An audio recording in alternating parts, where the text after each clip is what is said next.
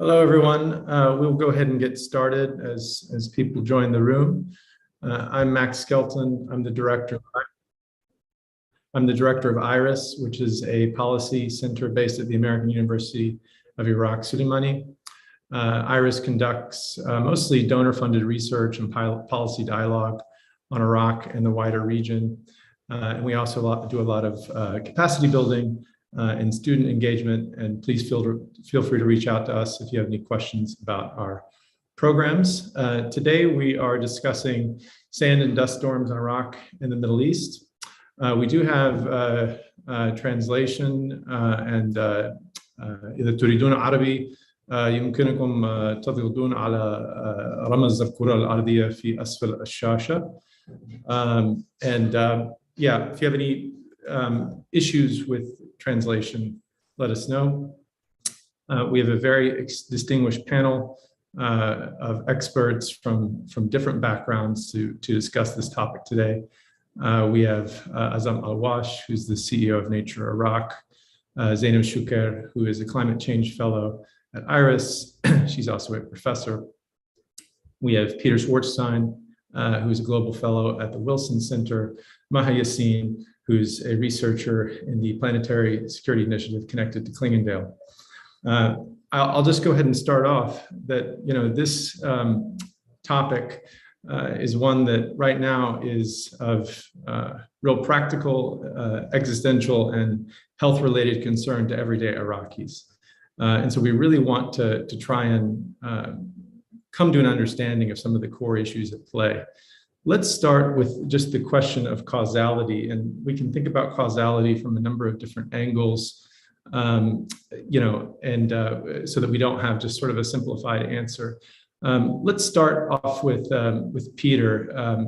Peter, you've in your reporting and in your research on this issue, how do you think through the question of causality for why now and why to this intensity are we seeing these sand and dust storms?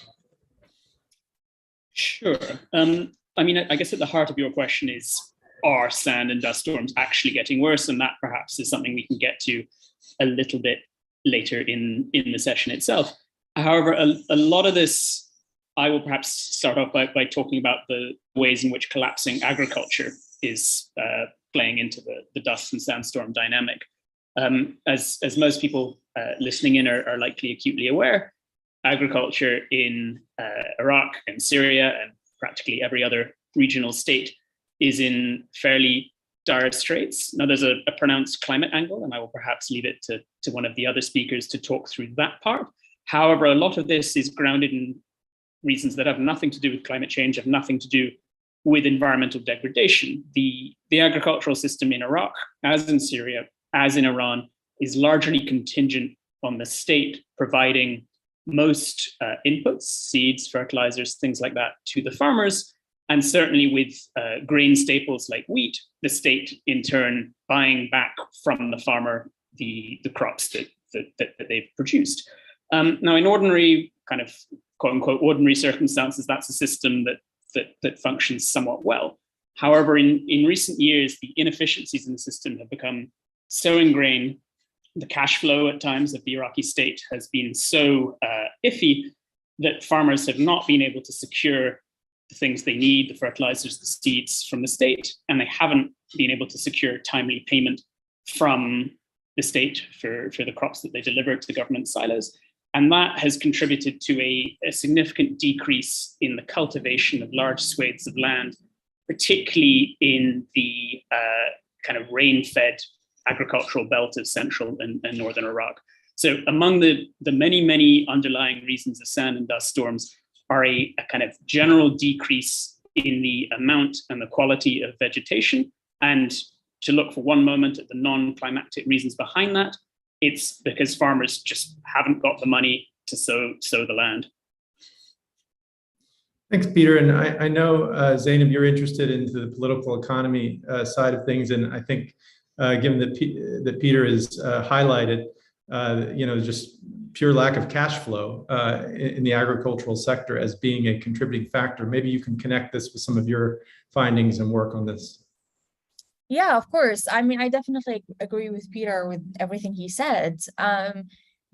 Climate change, I mean, sand and dust storms, they are just one reflection of a larger climate change crisis. But at the core of it, we are talking about state capacity and its ability to respond to the climate crisis. Climate change is impacting every country, but Iraq specifically is very vulnerable to it because of the nature of the economic and political system.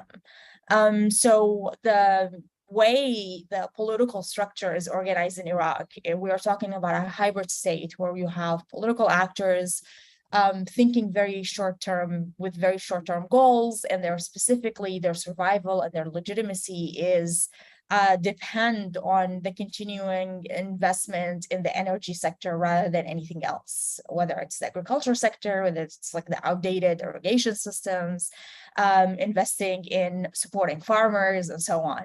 And so the whole process is really about kind of occupying key positions within the state and having access to resources, kind of creating this sort of kleptocratic structure of resources from oil and the energy sector towards specific political actors.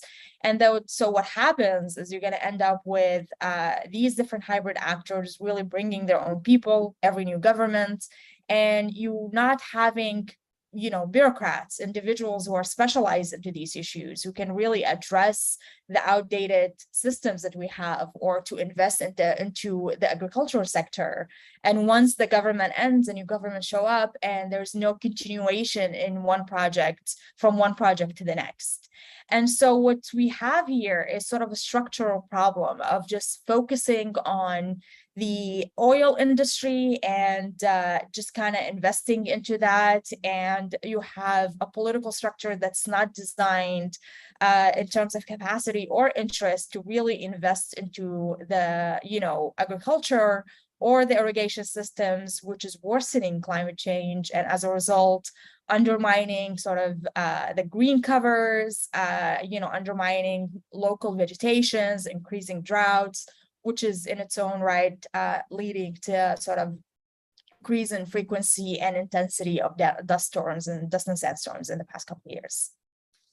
Thanks, Zainab. And I think probably more than anyone on this call, Azam, you've had to navigate these government networks and institutions, in real time, in trying to make headway on some of these issues.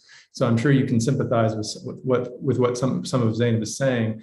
But what's your take on this question of causality and thinking about this confluence? Of course, we have these issues at the level of governance, and we have the issues at the levels of economy. Are there broader climatological aspects that we need to think about? How do we connect the dots between these things? Look, April and May have been traditionally the time for dust storms from ancient times. I mean, from my birthday, I remember having dust storms in April. And that's because of the climate, the seasonal change in wind patterns. What is increasing now, what is the symptom, is that you have more frequent storms, more severe storms. And these severe storms basically means faster winds, and faster winds essentially means added ability to move dust particles. That's the physics of it. So the load capacity of the winds is increasing. The ability to carry wind, to carry sand is increasing, but due to the reasons underlain by Peter and Zainab, and I'm sure Maha will say the same thing, the area from which the wind can pick up dust is increasing. So not only the size is increasing, but the area from which the wind can harvest sand is increasing. And that's what we're seeing. Essentially, this is climate change. But climate change is a nice and easy excuse for politicians and bureaucrats to, it's not my fault, man. It's the world is changing. It's not really something I have done or have not done. Well, in fact, it is something that I can lay at the doorstep of decision makers. Inactivity and reactivity is the performer or the modus of operation for Iraqi officials. And they don't react until Kharab al-Basra. Ba'ad Kharab al-Basra is what we say in Iraqi. That is unfortunately the way it is. This is, by the way, a first harbinger. Now we're seeing this. Eventually, right now, everybody's happy with the oil prices rising. Guess what? The oil that Zainab was talking about and Peter was talking about, the government subsidizing farmers, that's going to disappear in 9 years, 10 years, 20 years. And what? What we're going to do? So causality aside, what are the solutions? We can complain about it all we want. I mean, one thing that I want to remind everybody, we used to have, in my age, when I was in my teens, we used to have 36 million palm trees in southern Iraq. Where are they? Azam, I want to push you on this a little bit further because I do think there is a relationship between causality and the solutions. Do you see do you feel that the understanding of causality within the government is where it needs to be? Does the government understand the problem? Okay, I'll be controversial. I probably can say that I can count the number of people that really understand how critical the situation is, maybe on the digits of one hand. Right? So some people understand it in principle. Some people, but the people that I'm talking about that understand that this is an existential threat not only to Iraq but the region are very few. So if you want me to expand on that, I will be more than ready to expand, but I will get you to the end. The solutions are all possible. What Iraq is missing right now is the political will to execute these solutions. So the bad news is that it's happening. The good news, there are solutions. The bad news, again, nobody is willing to implement the solution. Nobody has the political fortitude to take the risks associated with making the right decisions for future generations of Iraqi. And Maha, I'm wondering, so Azam said that he can count on 5 fingers the government officials that have the requisite knowledge to really understand the linkages between causality and solutions and everything else. You've been working a lot in southern Iraq, from what I understand, with civil society groups, with different kinds of subnational actors who are working on climate change. What kind of conversation is happening there around these questions of the causes of these dust storms? And what do you think that, would you give everyone sort of the same grade that people just basically don't know? Or would you say that there's actually more of a vibrant, sort of conversation at that level that you're engaging in? Yes, thank you, Mike. I think when it comes to people understanding, I think they are way ahead than the officials or decision makers.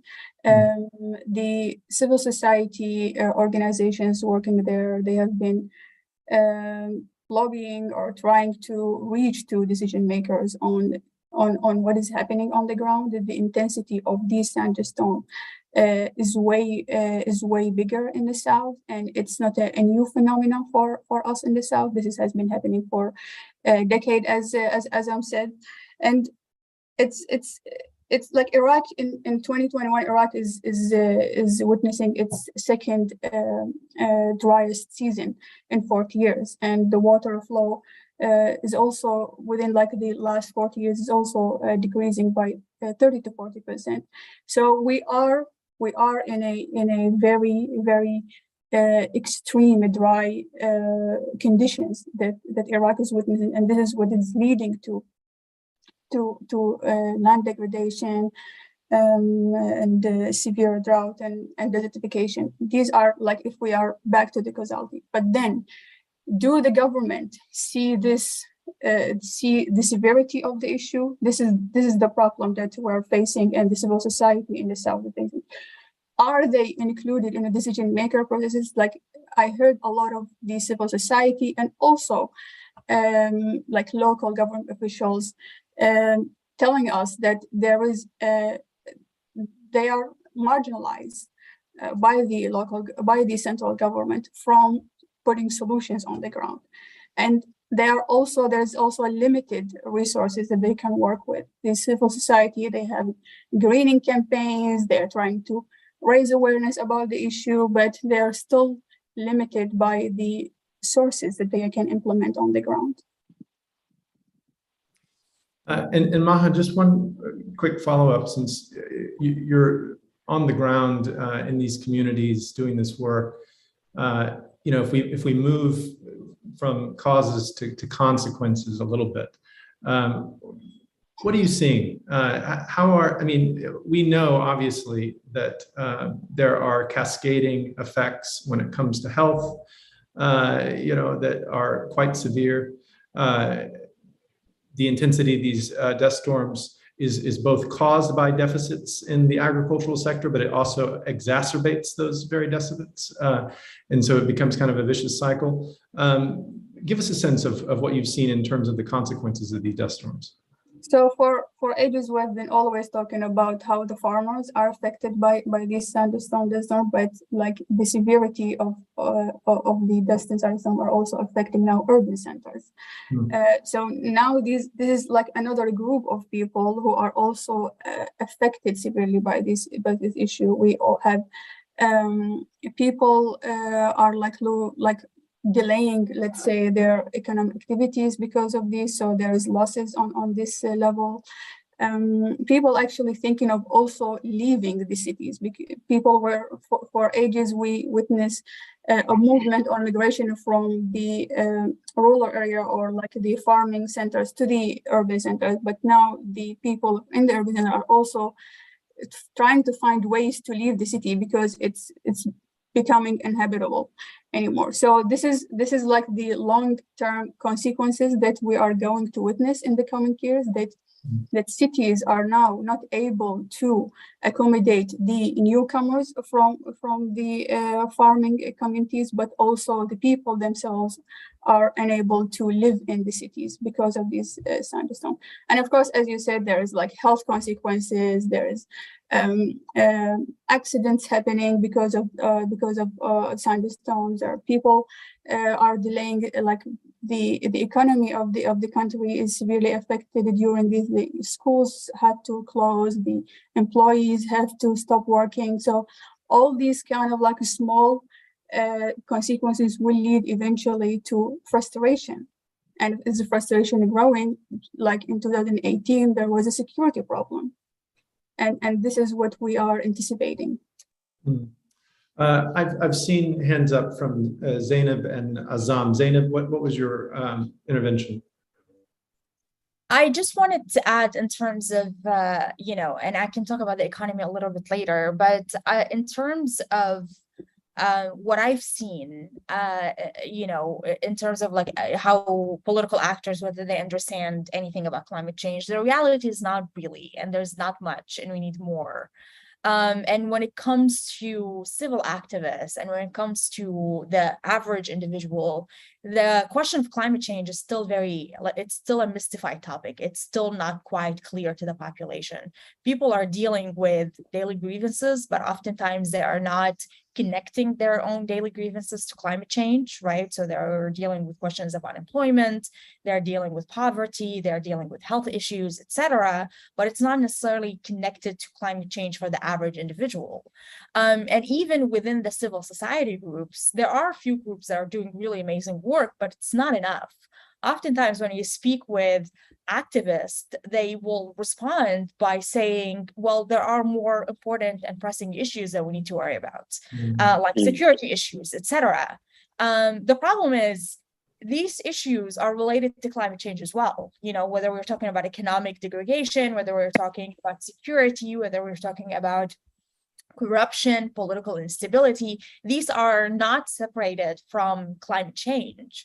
But oftentimes when you talk to politicians, when you talk to civil activists, when you're talking to individuals, there's no connection between these daily issues they're facing and climate change. And so, when the government plants couple tree in the middle of the street, you come a week later and you see the trees disappearing. So like, why, right? Why is this happening? Why the individuals are not creating that connection? What's going on? And so understanding sort of the mentality around climate change and the lack of understanding around climate change is really essential part in the solution about what we need to do in the future. And also the framing, right? How are we going to frame it to the average person, to the civil activist, and to the politician, whether the politician is interested in climate change or not, even if they're self-interested? How can we frame it to them that, you know what, this is going to impact your own survival and your own legitimacy, and how can we actually talk about these issues? So I will say we're not quite there in terms of understanding of climate change. We're still far behind, and there's still a lot of work that needs to be done. Azam? I want to actually underline what Zainab said. What I wanted to correct you is that what I said is that I can count on the digits of one hand people understand the existential nature of this threat. People understand it as just, oh, concept, it's happening. They don't understand how severely it's going to affect our future if we don't deal with it now. And this is basically what was underlain by what Zainab was saying. The general attitude of the people, oh, we have more important issues to deal with right now, as if we can postpone dealing with this issue. And the reality is we cannot. We don't have that much time before the world will actually leave fossil fuel, and we would lose the 99% of our income, which is what we're doing for the last 40 years to supplement our income as a nation. Historically, we have been the breadbasket of this region, and we have been a major trade link in the east-west, north-south trade. Last 60, 70, 80 years, we have become addicted to the crack cocaine called oil, and we have basically forgotten our roots. And what I would want to say, and I want to give Peter a chance to speak, the solutions, again, are possible. Our solution, the blueprint for our future, is in fact embedded in our history. We are a nation that gave humanity irrigated agriculture. And the reason why irrigated agriculture lasted for 8,000, 9,000 years in our land is because we used to have something called the floods. The floods come in and they wash away the salt that accumulates from evaporation of the year before, and they deposit a new layer of silt and clay, renewing the vitality of the farmlands. But the last good flood we had was 1968. And since then, we have been losing productivity. A farmer, why does a farmer leave his farm? It's because it's not bringing enough income. They can go to the city and make more money. And so, anyway, when people understand how existential the threat is, then they will forgive the politicians for the hard decisions that they will make in order to create the solutions. So public awareness is important to make Iraqis understand that this is no joke. I remind people that Kuwait used to make its living off of pearl harvesting. In 1948, they faced bankruptcy because Japan invented pearl farming. God gave them another chance with oil, and now they are actually investing the oil for future generations. We're doing nothing. Azam, I'm wondering, we talked about this earlier, but since you mentioned floods, I wanted to draw a linkage in terms of consequences between, the reduced precipitation, reduced water flow, and this cholera issue that we're seeing in Kurdistan. Can you help me understand that a little bit? Because, well, that's not dust storm, but it's kind of related in a sense. Look, Iraq's way of dealing with sewage historically was dilution was the solution to pollution. Waste is dumped in the water, and the rivers of the Tigris and Euphrates flush that poison away into the Gulf, and that's how we dealt with. Well, no longer do we have free-flowing rivers.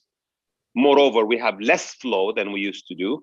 And you add to that an increased population. We are 41 million people. We were 27 million people in 2003. That's 20 years. We're almost double. By the year 2030, we'll be 53 million if we keep on going. So our production of sewage is increasing. The flow is decreasing. So we have more pollution. Temperatures rise in the summer. That allows the bacteria to grow and thrive. And voila. You have the exact conditions, perfect storm that creates that. I mean, by the way, very soon you'll start hearing about fish kills, which happens every year. Well, and as you can see, and this always happens when we have climate and environment related topics, you start with dust storms and then we end up talking about something that seems totally disconnected, but it's actually all interlinked. And so it's, I think from if we move to solutions, with that in mind, it becomes, I think for your everyday person and for your policymaker, this overwhelming set of interrelated challenges. And so where do you begin? How do you prioritize, even in the best case scenario? It is not a sort of simplified trajectory that one can sort of plot out. So let's start with Peter on, if we think comparatively, if we think, Iraq versus some of the regional countries, the kinds of responses that we see to dust storms and to related phenomena, are there a kind of menu of interventions that are even conceivable that might be applied to the Iraqi context if the political will were there? Yeah, I mean, just very, very quickly, I don't want to slow the discussion too much or prevent us from having a proper talk about solutions. But I just wanted to make sure that we very quickly mentioned, if no more than that, like the role that deforestation, conflict, among a number of other slightly smaller issues are having among that like wider mosaic of climate and governance and kind of collapsing agricultural failures. Again, this is a big, highly complicated problem, and it's inconceivable that we can, in this brief period of time, adequately touch on every source of these sand and dust storms. But I just thought it important to kind of quickly point out that the kind of ever increasing volumes of tree cutting and deforestation in parts of Iraq and Syria and Iran are kind of further shrinking the degree of vegetation, thereby reducing the kind of natural sponge that is particularly important in reducing the power and ferocity of these dust and sandstorms. And then, I mean, conflict, particularly, for example, in northeastern Syria, has been absolutely devastating in kind of contributing to farmers' sort of inability to adequately cultivate the soil, and by extension, once more adding to the kind of the loss of kind of sand and dust staunching vegetation. But with that having been said, to get to your question, I mean, the first thing that I'd like to touch on before sort of leaving it to a few of the others to speak about other solutions is the nature-based element to this. Now, I don't want to over-romanticize the role that kind of traditional coping techniques can play in warding off current crises, like such, as Azam says, is the devastation that climate change and non-climate related environmental degradation are wreaking, that there's a limit to how much like traditional coping techniques can play. However, in parts of sub-Saharan Africa, you are seeing a revival of techniques like planting deep-rooted trees around the peripheries of farms. You're seeing techniques like using kind of dead palm fronds to kind of weave together like sand stymieing fences to once more place around the periphery of gardens and fields and things like that. Again, these things are no kind of sort of blanket kind of problem-solving measure, but they can, within kind of localized areas, reduce the kind of the nastiness of sand and dust storms effects, particularly in urban areas. And so much of this is grounded in the kind of the loss of vegetation, whatever kind of underlying cause for that or not there might be. But the most devastating forms of vegetation loss have come around urban areas. There's been a tremendous cutting of whatever kind of meager kind of tree life previously existed inside cities, particularly around Baghdad and Basra. There's been, I mean, an evisceration of the palm groves, but also kind of the other kind of wooded areas that had acted as something of a kind of protective shield of sorts for some of these areas. So, I mean, the really, really simplistic thing is that, I mean, efforts to rein in deforestation have got to be focused above all else on the relatively meager number of trees that persist in urban areas, while also, when possible, and in areas with sufficient water, pursuing kind of reforestation programs. I wanted to ask to follow up on that with Maha. I've heard activists talk about Hizam Najaf and all of these kind of efforts to restore these belts of trees that used to be around some of the key cities in the South. Can you tell me about those efforts a little bit and how they are progressing and what kind of momentum there is and support from the government, or is this mostly from the people themselves? Yeah. Well, first of all, I want also to mention that the afforestation, of course, and increased vegetation is the best solution. And there was the green belt that was supposed to take place in Karbala. But that was a project 16 years ago, and should be like 76 kilometers, but only 20 kilometers were planted, and then the government dropped it. And of course, the government at that time, they were facing like a different threats, like tourism and climate change also was seen as a luxury. So these were like one of the government had a solution, but also like the issue of corruption and all of that stopped the project. The question remains that if we are going through a severe drought, how are we going to provide water to these greening efforts?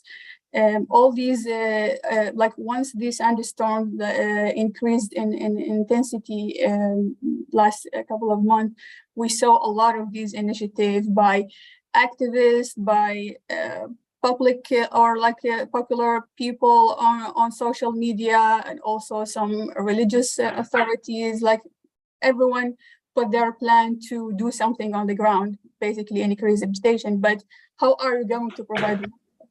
One of the solution is desalination, and this is like because there is a lot of water, but still we cannot use it, at least in the south. But then my question to Azam, how are we going to implement this? How are we going to provide water to increase the plant and hopefully solve the solution? Maha, I'll ask you a question.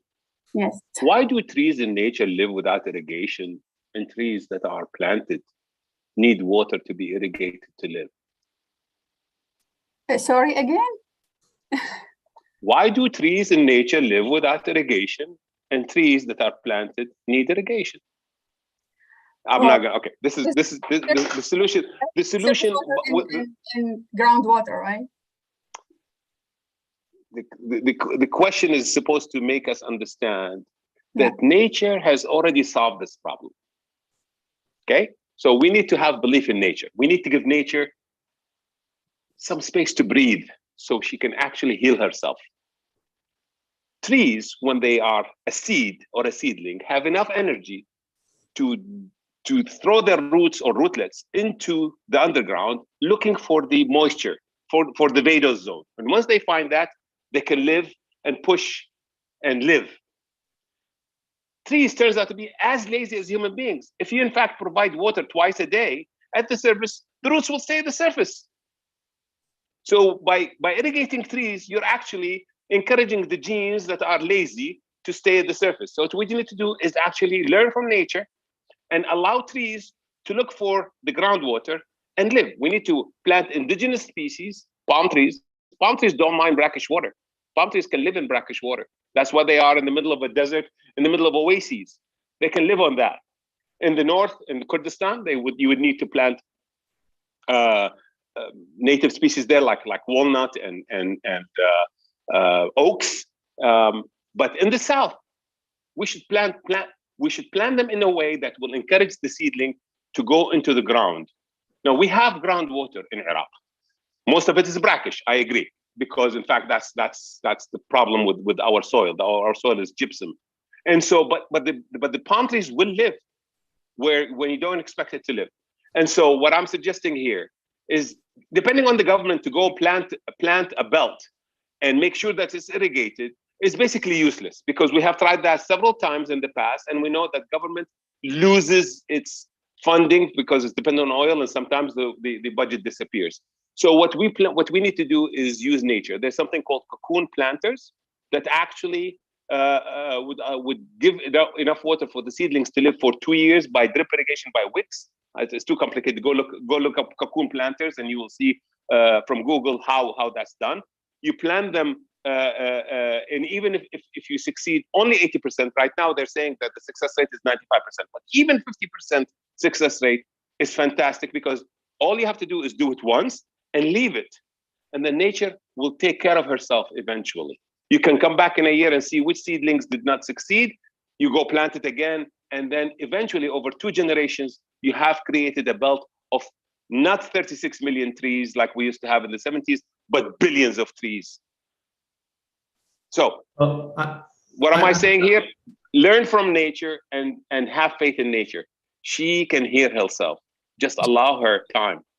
So one set of policy solutions, I would imagine, do kind of revolve around these questions of forestation and deforestation. But I'm wondering if we have a question in the chat box, and by the way, anybody can submit questions to the chat box, that is around, you know, the regulatory apparatus existing within the state itself, which of course, you know, when we think about, I mean, this would connect to so many sort of issues when it comes to that go far beyond just climate and environment. So it's probably hard to narrow down what are the key regulations that you would have to think about. But if the panelists could think through, okay, to what extent is this just a question of applying and enforcing the laws on the books as they exist? Sure, Azam, go ahead. Iraqi laws are perfect. They're beautiful. They're just not enforced. Mm-hmm. All the regulations that are needed to create the infrastructure for privately owned lands in the desert are in place. They need to be activated. They're not enforced because of many reasons. I don't want to keep on whipping the government. What specifically, Azam, what kind of, you know, I'm sure in your advocacy with the government over the years, there have been specific policies that you've tried to say, hey, why isn't this being enforced? Why isn't there action on this? And the answer you've gotten is, well, you know, due to corruption or who can sue the Ministry of Oil? Mm-hmm. Who can sue the Medinat al-Tib, which releases biological waste into the river? Who can sue the Ministry of Municipalities for dumping all that untreated sewage? You tell me. And there is actually no penalty for not enforcing the law. There is, in fact, you know, this is not the EPA or America, where any active citizen can go and sue the government and force the government to act. It's just not. And right. So, you know, if adding more regulations, okay, we can add more regulations. So what? If you don't enforce the existing regulations, what are new regulations going to do? Well, we've got Zainab and Peter with their hands up. Zainab? Yeah, I mean, I agree with everything that has been said. And I think that if we want to talk about solutions, right, we agree that like we know what's the problem. So solutions, I think we need to think long-term versus short-term, and we need both. In the long term, we are talking about structural issues, right? We are talking about an economic system that's creating that kind of nature of the political system where laws are not enforced, where these laws, right, laws that protect the environment, protect, you know, protect against pollution, etc. These are not enforced because there's no political will or interest to enforce them, because the survival of the state and the political actors depend on oil. But the problem is, when we need to talk about solutions, we need to also convince and educate the political class that sand and dust storms are an existential crisis to the oil production itself. We're not just talking about the shift toward clean energy in the future.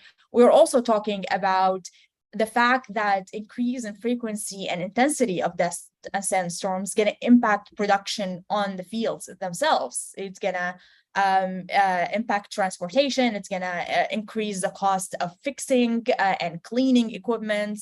The oil from Iraq that's sent through ports, it's going to be halted because of sand and dust storms. So there is a crisis in the economic system itself, and we need to have a reckoning about the lack of diversification of the economic system and the political system that's produced from that kind of economic structure. But of course, that's a long-term process. And by 2040, we're expected to not have water, like the Tigris rivers are expected to be dry out.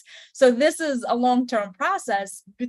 As we do that, and as we develop more research and collect data, we need more support for researchers in that field. We need to work on how can we connect climate change to the regular daily issues. So different political actors, different individuals, different state, civil society actors can pressure the state and prioritize climate change.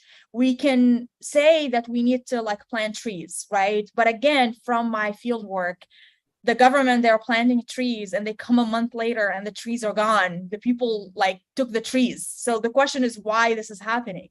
And so this is a question of understanding of why trees need to exist. The question of climate change and its impact on daily life is not just about trees, it's about education, and it's about connecting climate change to daily issues as we work through the structural problems that we need to address in terms of diversification and, the ability to have state capacity to negotiate with Iran, to negotiate with Turkey, to enforce laws, to actually punish individuals who go and burn farms in the middle of Baghdad in the middle of the night so they can build a mall instead of the farm. These are things that are happening in Baghdad. There are laws in the books to punish individuals who do that, but there's no enforcement because there's a state capacity that doesn't exist.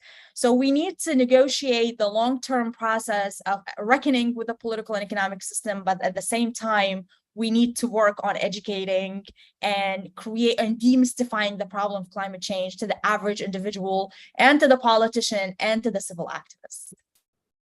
Thank you, Zainab. Peter? Yeah, I wanted to come back to agriculture because it's important to, I think, sort of emphasize quite how broken it is for a number of reasons that have nothing or little to do with climate change or little to do with wider water access. There is, as a consequence, some fairly low-hanging solutions-related fruit here. So first of all, the Iraqi state buys grain staples, notably wheat, and to a certain extent rice and barley, off farmers for a price that in non-crazy food price times can be up to 2 or 3 times the international rate. And that has 2 destructive consequences in sand and dust storm terms. The first is that it encourages farmers to cultivate marginal land. If you are a farmer who's making a fairly meager income, then you have a tremendous incentive to plant up that kind of sandy, kind of not fit for agriculture strip to the side of your fields. And then when all of a sudden, as has happened in recent years, you don't have sufficient water, you don't have sufficient fertilizer, well, that kind of land in which you've disturbed the soil will be particularly susceptible to these high, regular annual winds that come swooping through. So first thing, there needs to be a massive reevaluation of the entirety of the agricultural system, starting with the kind of environmentally destructive manner in which farmers are incentivized to grow certain crops in the wrong places. And then a related point is that because the state only offers that kind of deeply inflated price for crops like wheat, there's very little incentive for farmers to do what farmers had always done, which is to rotate crops. Now, without getting too much into the weeds of pun intended, of kind of agronomy, in order to ensure that kind of the soil maintains its nutrients, in order to ensure that the soil remains, to put it unscientifically, healthy, you need to either leave fields fallow for extended periods, or you need to mix up the kinds of crops that you're growing. Now, traditionally in the Middle East and North Africa, particularly in Egypt, that meant growing things like fava beans between cycles of wheat and barley and an array of other crops. But because growing things like fava beans is not considered economically viable at a time when farmers' costs are sky high, there's just been a tendency to plant wheat after sort of year after year, season after season. And then, I mean, climate change and environmental degradation issues aside, it really ought not to be a surprise when those kind of annual regular winds come scurrying through, that the soil is just in that dreadful shape where it can kind of easily be sort of lifted off the ground and sent airborne. So without like getting into too much of a diatribe against the kind of deeply broken agricultural system, I would argue that's where like the biggest kind of sand and dust storm fighting gains can be made. I'm wondering from the policy standpoint, of course, there's the Iraqi government, and then there is civil society, and then there is also international donors. And I wonder if we can kind of move across those actors a little bit. We've been sort of talking about the Iraqi government as a holistic entity. There's also the subnational level, governors, municipalities at the local level. And I'm sure that I would reckon, Maha, that you've run into certain local governance structures that have been more effective than not in your work. The other question is the international donor space. You know, whether it's the Americans or the Germans or the EU, there's a lot of momentum towards doing climate-related policy work and technical interventions, and these dust storms have created even more momentum around that.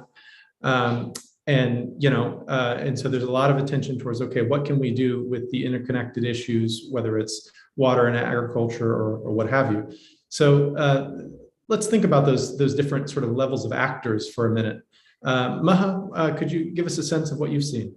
Yeah. So if we want to look at the local governmental actors, so in the South we have, for example, the South Environment Directorate, and there is representations for all the relevant ministries. So there is a Directorate of Water Resources, Agriculture, and you name it. The thing is, like, all these local government, let's say, employees or representative of the ministries are just people who implement what the ministry tells them.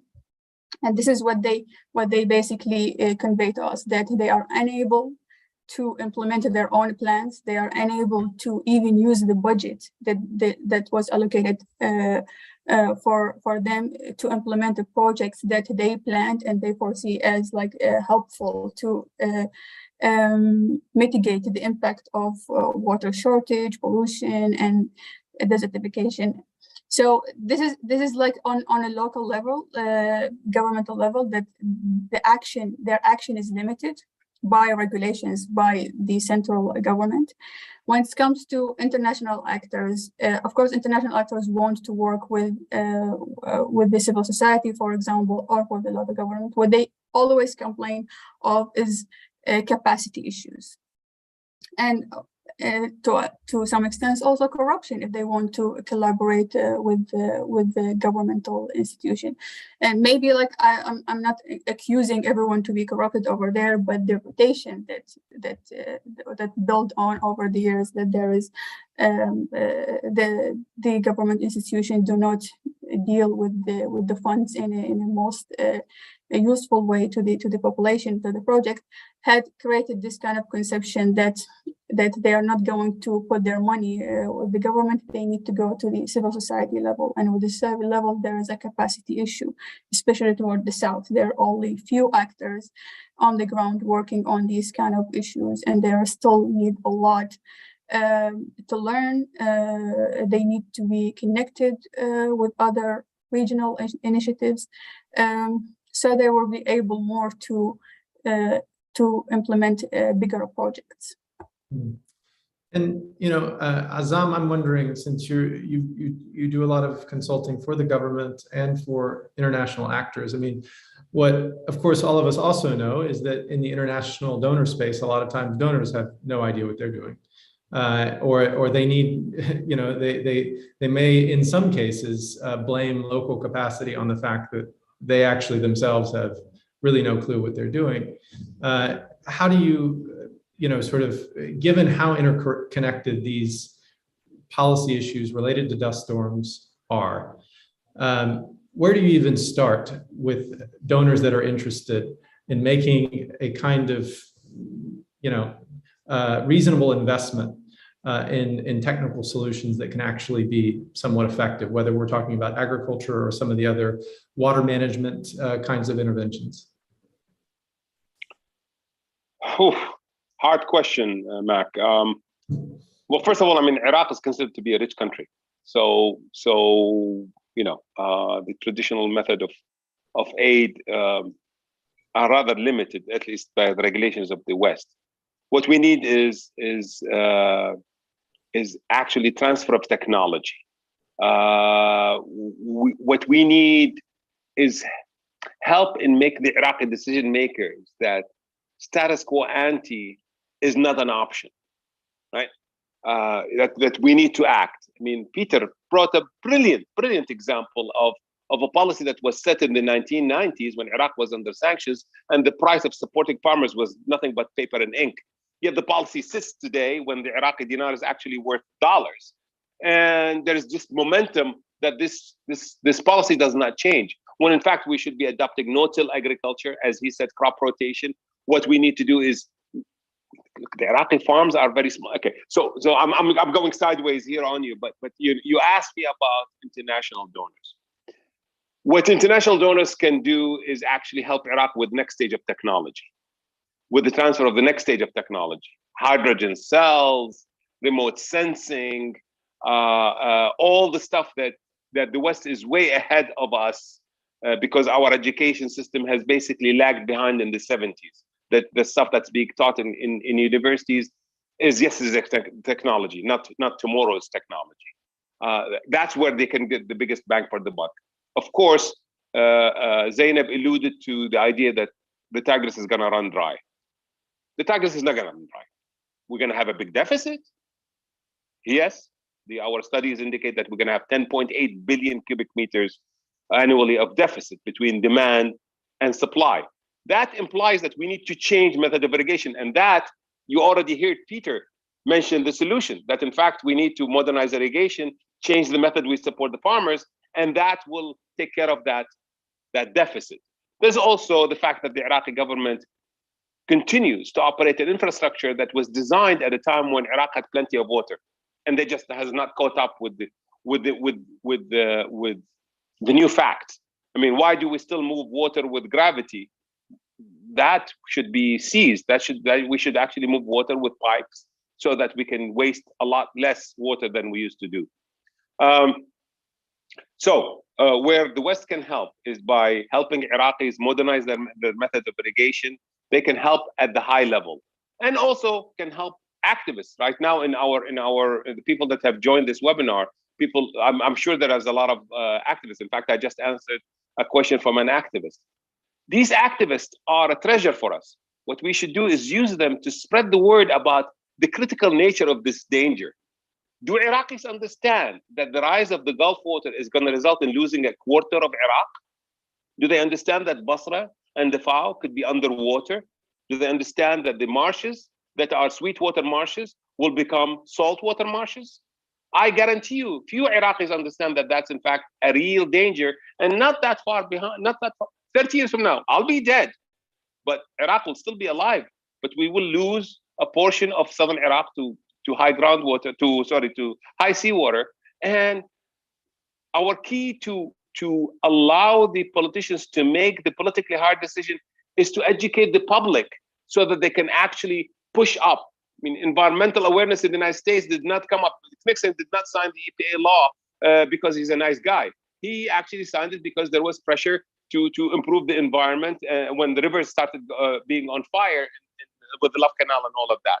So please, you're activists. If you have activists please reach out to me. I'll give you material and spread the word. This is not a crisis. This is bankruptcy. We are facing bankruptcy. The way Kuwait faced bankruptcy when they lost pearl diving as a source of income in 1948.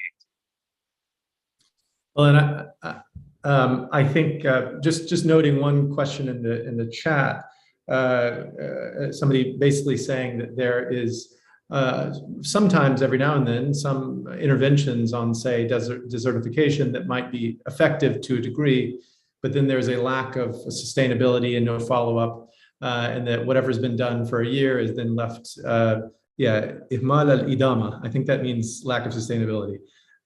So, you know, and I'm sure that all of you could talk for quite a while about the difficulty of sustainable solutions. But let's, Peter, you had your hand up there, so I wanted to turn it to you. Thanks. I wanted to sort of, I guess, add one thought which could be construed as optimistic, and one which is, I don't know, perhaps neutral.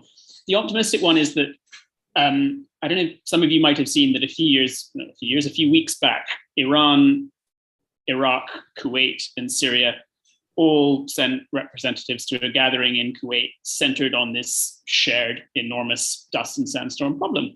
Now, not much headway was made, but the very fact that they met to talk about that subject in those circumstances was a tremendously positive development, because, well, until extremely recently, and even now to an extent, there's been a real blame game surrounding sand and dust storms. The Iranian state has stated on a number of occasions, with an element of reason, but only an element of reason, that this is a kind of Iraqi problem in which, like, large swathes of kind of Diyala and other parts of eastern Iraq are kind of covering Iranian cities with dust and sand. So the very fact that we might, emphasis on might, be moving to a point where this is sort of looked at as a shared cross-border environmental challenge, rather than kind of an excuse to sort of blame neighboring states for kind of domestic ills, well, that is a potential positive. And I feel in an otherwise grim, perhaps discouraging conversation, it's worth pointing it out.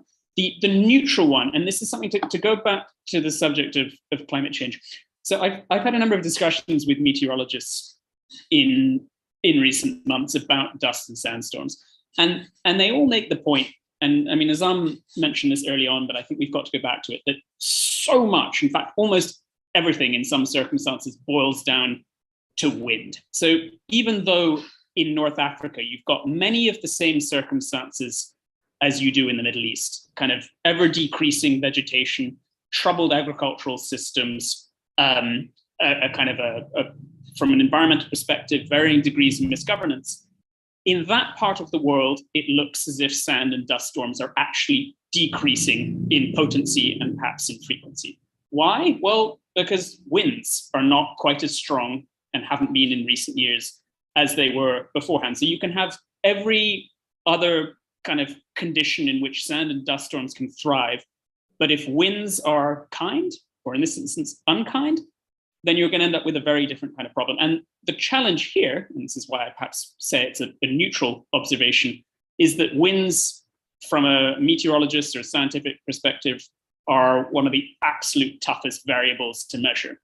And so that leaves us in an area of deep uncertainty. We've got, in the Middle East, in Iraq and Syria and further afield, every circumstance that can give rise to like massively worse sand and dust storms. But who knows what the future will bring? Will winds remain as potent and nasty as they currently are? Or will, as they have in recent years in North Africa, will they kind of allay somewhat, thereby delivering an element of relief? Anyway, that's just to put a cat among the pigeons. Well, thank you, Peter. And we've gotten to an hour, and we typically trying to keep these conversations to about an hour. So I'm going to give everybody sort of a final word to close out our discussion. Maha, we'll start with you. Yes. So I think the final thing that I want to say, we shouldn't underestimate the knowledge of the public, especially in the South. People do know that there is a problem. Climate change is affecting their lives. Since I remember the water issues since I was a child in Basra, I wrote my graduation project on sandstorm. That was more than 10 years ago. So we do know that this is happening, has been happening for so long.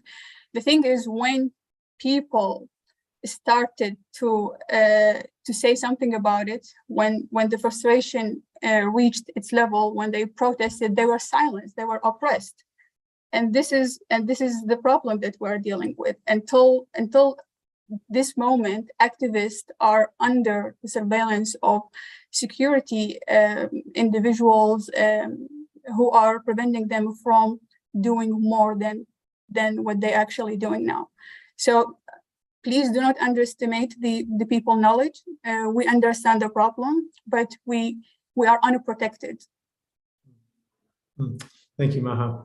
Azam. The solutions are there. They're possible. We know what they are. They require political will.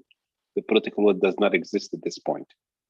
Maha is quite right that environmental activists, as well as other activists, are seen as agents of the West, provocateurs, unhappy with the current leadership. Be that as it may, the problem is happening. What we are facing is not a crisis, it is bankruptcy. So there will come a time when decisions cannot be delayed. I wish and I hope that we can actually make the decisions before the no return point. We have time right now to do it properly, not an emergency, but there will come a time when we have to deal with the emergency. So status quo ante is not a possibility. We need to act, and we need to act now. Thanks, Azam. And I will say, at IRIS, we've been working for quite some time to put something together called the Iraq Climate Dialogue, sort of a national dialogue on climate. And this urgency also needs to be understood at the donor level. A lot of times there's a lot of talk about, interest in climate among donors, but then when you say, hey, actually, would you contribute to this effort to put together a national dialogue on climate? They're like, well, I talked to this other donor, and so I really think it's a shared responsibility across so many different networks of actors. So thanks, Azam. Zainab. Yeah, I agree with everyone. And I think that if we don't act, first of all, this is not just an Iraq problem. Climate change doesn't know borders. Sand and dust storms got to Iran, got to Tehran, became one of the most polluted cities because of one of these dust and sandstorms. It got to Kuwait and impacted the economic structure in Kuwait. So there's no borders for climate change. This is a global issue. This is a regional issue. This is donors' issue, and this is a state and civil society and an individual issue as well. And lack of response will mean an economic disaster because Iraq doesn't have the capacity to deal with something of that nature. It doesn't have an alternative for its oil economy. And there's this complete dependency on the oil economy, and there's no alternatives, there's no safety net, means more poverty, means more unemployment, and especially for a government that's going through a legitimacy crisis right now, and it's going to continue to go through a legitimacy crisis, that economic problem would mean eventually a major political disaster and probably a political collapse. And so this is not only a problem for Iraq, this is a problem for everyone. We're probably going to see more conflict. We saw that in Syria, we saw that in other places. And so there's really not enough time left. We need, the time is now. It's not in the future, because we are talking about a multi-level crisis that might hit the country. Thanks, Zainab. And Peter, in your last word, maybe you could try and answer the new question in the chat, although it's a bit of a technical one. I think, from what I understand, the World Meteorological Organization has data on Iraqi and kind of wider Middle Eastern sand and dust storms that go back to about 2002, 2003. I'm sure there's variations of data, certainly kind of visibility-oriented data in Iraq that massively predates that, though of course that is somewhat subject to human error. The final point I was going to make, and the reason that we, throughout this discussion that was ostensibly about sand and dust storms, continually touched on other issues, is that in a way, sand and dust storms is just one of the most, it gets this attention because it's one of the most in-your-face manifestations of climate change and environmental degradation.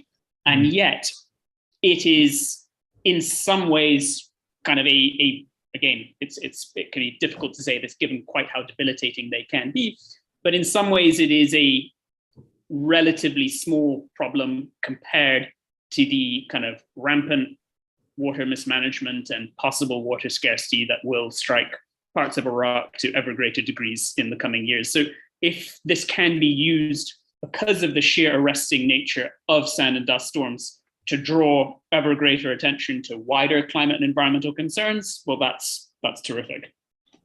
Thanks, Peter. And Azam, did you have one other thing you wanted to say to close this out? Thanks. I would be remiss if I didn't mention the Mesopotamian Revitalization Initiative of President Barham Saleh. Previously, I said that the solutions are possible, and I quite agree with Zainab that this is not an Iraq threat, this is a regional threat. And in fact, if we are smart and we are led by smart people, we will take this threat and convert it into an opportunity for creating cross-boundary cooperation, be it on water, trade, energy, and food. This actually could be an opportunity disguised as impending bankruptcy. Please visit the president's website at presidency.iq, look for documents, presidential documents, and look for the Mesopotamian Revitalization Initiative, and you will find the seeds of ideas that will convert this threat into an opportunity for a better green future for the Iraqis and the people of this region. Well, thank you to our panelists, and I hope that all of you who have been with us today have learned a lot and benefited. Feel free to reach out to us at IRIS, iris@auis.edu.krd if you have follow-up questions, and stay tuned to follow up with the Iraq Climate Dialogue. Thank you very much. Mac, on the issue of the sand particles, our old data indicates that everything comes from Saudi Arabia. Our new data indicates the GSM analysis is actually coming from the West. So there is data. Reach out to Azam at alwash.net. I'll lead you. Cheers. Sorry. You need anybody else's emails? Just let us know. We'll pull out the Rolodex. All right. Bye, everybody.